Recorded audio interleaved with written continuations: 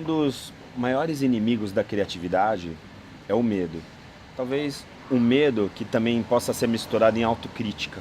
Uma coisa que eu gosto muito de estimular quando a gente está fazendo exercício de criatividade é a pessoa pensar o seguinte: essa é a solução para um problema se você não tivesse medo? Né? Ou se você sacar o medo fora, ou a preocupação do que as pessoas vão achar com a tua ideia, é essa ideia que você vai ter de verdade? Porque muitas vezes as pessoas acham que não são criativas, mas no fundo elas são criativas, só que elas ficam limitando o tempo inteiro a ideia delas, porque elas ficam pensando o que os outros vão pensar. Então, assim, se a gente fosse classificar, fazer um ranking, né, dos inimigos da criatividade, certeza absoluta o item número um seria a autocrítica.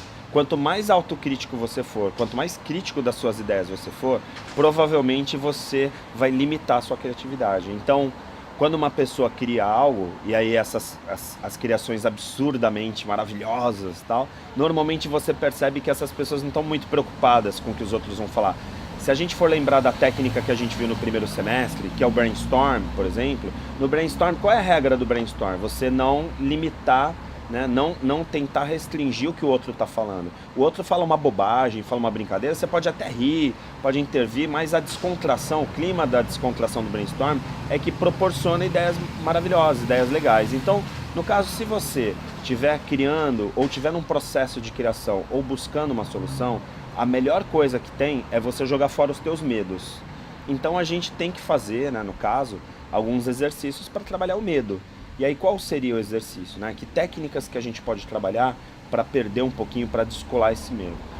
Uma das técnicas que a gente pode desenvolver, aí trabalha um pouco da questão da análise transacional, e aí eu vou pedir para que você faça essa reflexão comigo, é assim: quando você era pequeno, você tinha medo de lugares altos? Ou você tinha medo de escalar as coisas? Provavelmente não. Então, a gente faz um exercício que é quase uma regressão, né? A gente brinca. É você voltar a ser criança. Então imagina, né? Faça um exercício imaginando assim, você com 5, 6 ou 7 anos de idade. Imagina isso. Aí você coloca um pedaço de papel e pega alguns lápis, pode ser lápis de cor, lápis normal, tal. E aí começa a pensar na solução do exercício que você tem na sua frente, ou do problema que você tem para resolver. Veja, um exercício bem simples, né, que é você voltando a ser criança. Só que com todo o background que você tem hoje, todo o conhecimento que você tem hoje, logicamente que a solução não vai ser infantil. Se você chegar para uma criança hoje e falar assim, como que você acaba com a seca? Aí ela vai lá e faz aquele típico desenho, né? Pega o rio, puxa uma torneira e faz uma extensão e liga a água lá no deserto. Isso, se a gente for pensar friamente, é o mesmo desenho da transposição do Rio São Francisco. É tirar água de um lugar que tem água e levar para uma região deserta. Então aquele desenho simples de uma criança, né, pode se transformar num grande projeto, né, de viabilizar a água no deserto. Então, o exercício é simples, é você pegar, por exemplo, você tem que criar uma pauta, você está pensando numa pauta, ou você está pensando num anúncio, se você for publicitário, ou num projeto de relações públicas, ou até no teu dia a dia. Às vezes você tem um problema que você não consegue solucionar, o que você faz? Pega uma folha, volta a ser criança, não pode ter, não vou fazer isso, que bobagem, esse cara, tal, não. Tem que pegar a folha, tem que pegar alguns lápis, não abrir o computador, abrir meu notebook ou smartphone, vou fazer no celular porque eu já aprendi a técnica, não. Se você pegar uma criança com 7 anos e colocar lá na frente do celular, ela não vai criar nada, ela vai ficar brincando no videogame, ela vai procurar jogos e aplicativos. Agora, se você pegar uma folha em branco e dar na mão da criança com alguns lápis, pode ter certeza que ela vai criar alguma coisa bem legal.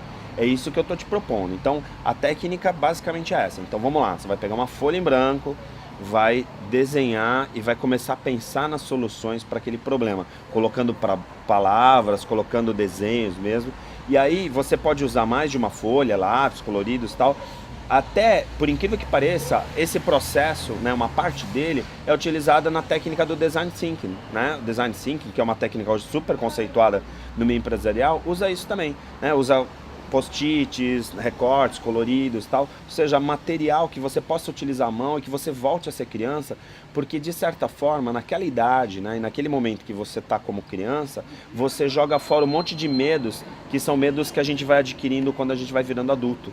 E aí as soluções vão ficando muito limitadas. Então, para você se soltar, para você expandir o cérebro, volte a ser criança. Coloque no papel, desenhe, pense nas soluções, e às vezes um desenho de uma torneira puxando de um rio para um deserto pode virar a transposição do rio Amazonas, né? Do rio São Francisco, desculpa. Então, esse é o grande lance, né? Como você vai utilizar, né, as metáforas e os desenhos que vão aparecer para você sem ter crítica, né? Você não pode naquela hora falar, ah, não, mas vou desenhar, porque eu sou adulto, isso, aquilo. Porque se você fizer isso, acabou a criatividade. Então, solte a criatividade voltando a ser criança. Essa é a técnica de hoje. E aí eu tenho alguns materiais, alguns cases, né, que utilizam essa técnica para vocês darem uma olhadinha. E de cortesia nessa aula eu vou deixar um PDF do material de Design Thinking que é bem interessante, é mais completo, né, além dessa técnica que eu estou passando para vocês, como um bônus da aula, tá bom? Até a próxima!